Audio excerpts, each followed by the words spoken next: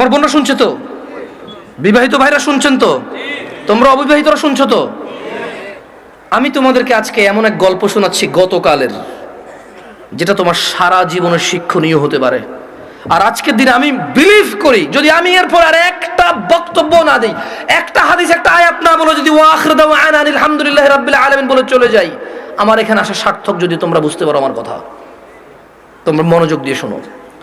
গতকাল এমন একটা প্রশ্ন আসছে আমার কাছে, আমি তালাক সম্পর্কে কথাটা মনোযোগ দিয়ে শুনবেন। এখানে অবিবাহিত কারা আছো? হাত তোলো তো। অবিবাহিত কারা আছো? ঠিক আছে। আরে হাসার কি, যে এই বাঙালি যেটাই কই এটা হাসে, কি দুনিয়াটা কৌতুক বানাবে। অবিবাহিত কে আছে এটা কি হাসার কিছু হয়ে গেল? কি মানে বুঝলাম না জিনিসটা। তো এটাও হাসার কিছু? ভাই আমি এখানে বললাম যে অবিবাহিত কারা আছে, সবাই হাসা শুরু করে, মানে কি কি কয় শরম পাইছে? আপনাকে বলছে ওরা শরম পাইছে? কে বলছে? জবাব দিয়েছেন কি এখানে? আপনার তো জবাব তো ঠিক হয় না ওদের পক্ষ থেকে। ওরা তো বলে না ওরা শরম পাইছে, ওদের কাছে মনে হয়েছে হুজুর এখন কৌতুক করবে। বিবাহিত যারা আছো হাত তোলো তো। মাশাআল্লাহ, তাবারকা, বসেন।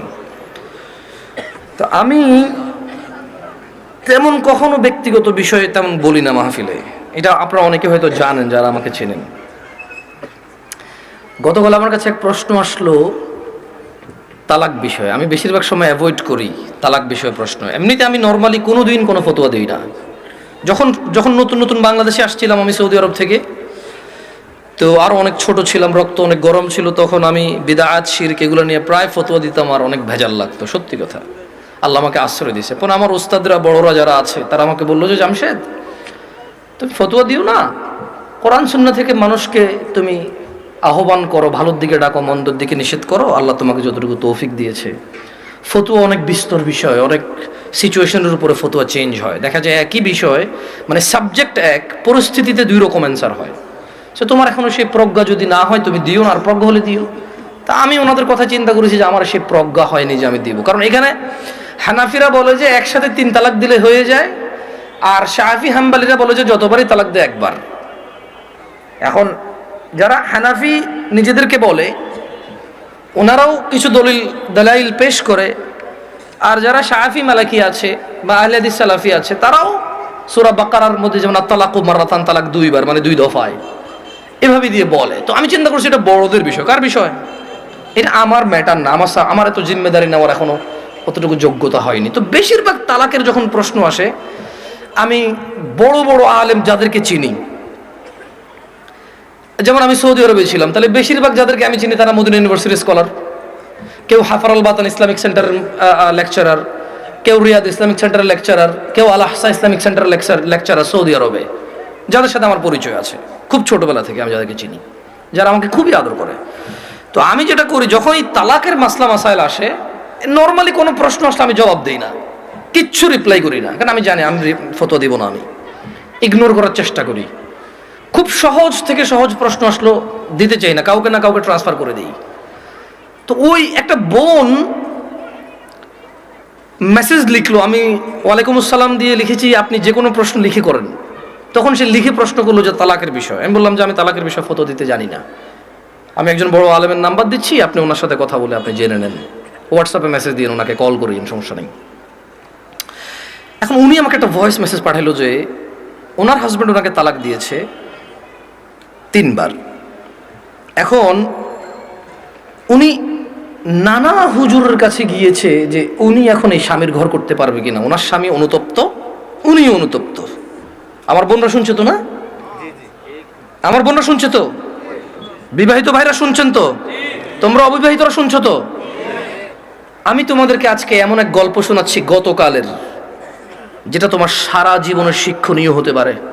আর আজকের দিনে আমি বিলিভ করি, যদি আমি এরপর আর একটা বক্তব্য না দিই, একটা হাদিস, একটা আয়াত না বলে যদি ওয়াখির দাওয়ানা আলহামদুলিল্লাহি রাব্বিল আলামিন বলে চলে যাই, আমার এখানে আসা সার্থক। যদি তোমরা বুঝতে পারো আমার কথা, তোমরা মনোযোগ দিয়ে শোনো।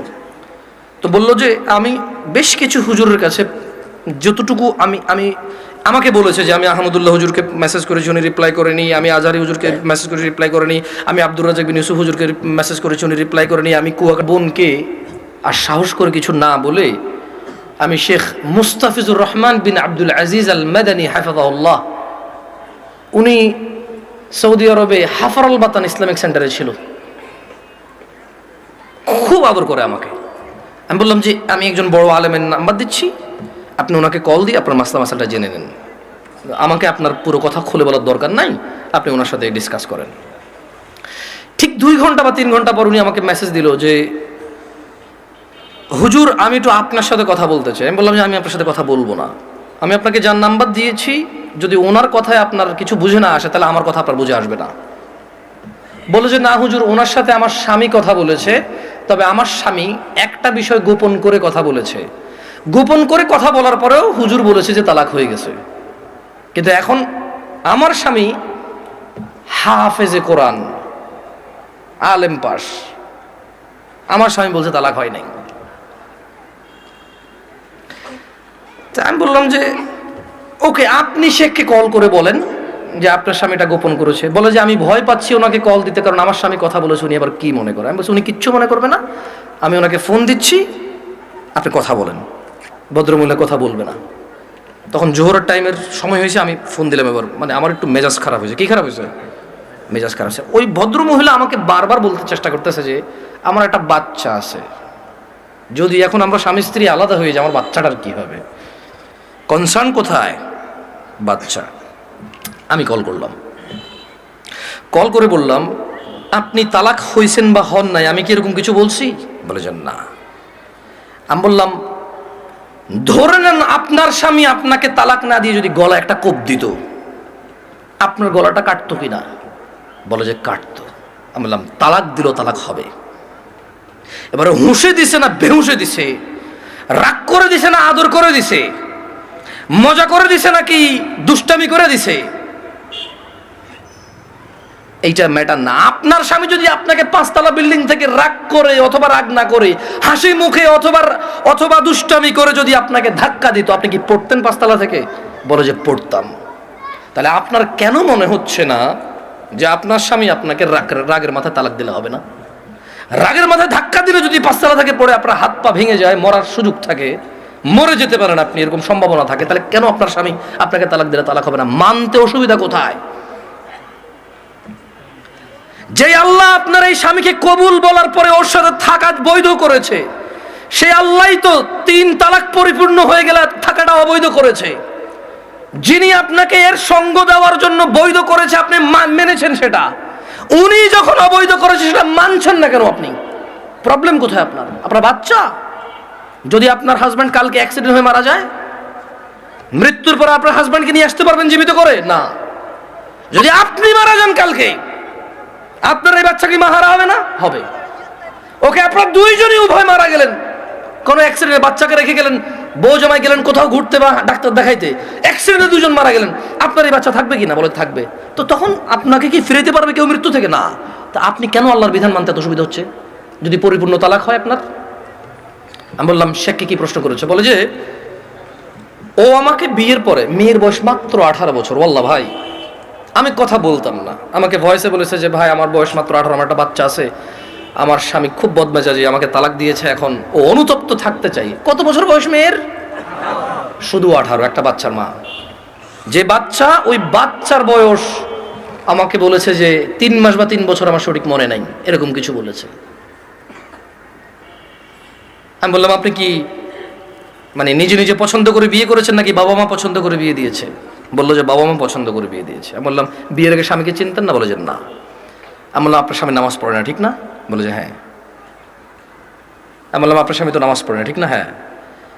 আমি বললাম আপনার স্বামী হুজুর আলেম এগুলো বলে লাভ কি, হাফেজ বলে লাভ কি? ও তো নামাজই পড়ে না, ও তো ধর্মর কোনো মূল্যায়নই করে না। ও আপনাকে তালাক দেয় আবার রাখে, আবার তালাক দেয় আবার রাখে, আবার তালাক দেয় আবার রাখে, এখনো আপনাকে রাখতে রাজি আর আপনি ওর কাছে থাকতে রাজি। তো বললো যে প্রথমে একদিন তালাক দিল, তালাক দেওয়ার পর ওনার স্বামী বিলিভ করে একসাথে 3 তালাক দিলে তালাক হয়ে যায়। ওনার স্বামীর এটা দেখেন, আমি আবার বলি, এটা আমি বলছি না, উনি বলছে যে ওনার স্বামী হাফেজ এবং আলেম পাশ মেবি, বা হাফেজ এটা কনফার্ম আমি। তো বললো যে উনি জানে যে এক বৈঠকে 3 বার তালাক দিলে তালাক হয়ে যায়, কিন্তু শেখ মুস্তাফিজুর রহমান বিন আব্দুল আজিজ মাদানীকে যখন ফোন করেছে তখন উনি বলেছে আচ্ছা ধরলাম একবার, 3টাকে কয়বার ধরলাম? এক বৈঠক ধরলাম। বলে যে আপনাকে আদ দিছে, বলে যে হ্যাঁ আরেকবার দিছে, বলে যে ওটাকে আবাদ ধরলাম, বলে যে আদ দিছে, বলে যে সে গোপন করছে, কিন্তু সে একদিন আমাকে বলছে তোমাকে আমি তালাক দিলাম, তুমি যাচ্ছ না কেন? এই কথাটুকু শেখের কাছে সে গোপন করেছে। কি করেছে? শেখ নাকি তখন প্রশ্ন করেছে, আপনি যদি হানাফি মাসলাকের হন, জীবন যদি হানাফি বিধান অনুযায়ী চলেন, আর আপনার স্বামী নিজে যেহেতু হাফেজ বা আলেম, ও তো এটা জানে যে এক বৈঠকে 3 বার দিলে হয়ে যাচ্ছে। আর কোরআন সুন্নাহ অনুযায়ী যদি আপনি শাফি মালিকের দিকে আসেন, সেই ক্ষেত্রে ওনারা এক বৈঠকে যতবারই দেয়, কয়বার ধরে? একবার। তো বলো যে অনেক সময় আমরা ফতোয়া দেই যে ঠিক আছে, মানে আপনি হানাফি কোনো বড় বিজ্ঞ আলেম থেকে, মাদ্রাসা থেকে ফতোয়া নিয়ে ওনারা লিখিত ফতোয়া দেয় কি, সেটা আপনি জেনে নেন। মানে তালাক নিয়ে তেমন কেউ ভেজাল করতে চায় না, কারণ মারামারি কাটাকাটি হয়ে যাবে, বোঝেন নাই, মিছিল মিটিং হয়ে যাবে। এক গ্রুপ বলবে তালাক হয়ে গেছে, আরেক বলবো হয় নাই, বলবে যে জানা করতেছে ও হুজুরের কথায়। ভাই এটা বিশাল বড় একটা প্রবলেম, বুঝছেন না, বোঝেন নাই। সত্যি আমার পক্ষে সলভ করা সম্ভব না। তখন আমি ওই বোনকে বললাম যদি আপনার তালাক হয়ে যায়, চলে যান,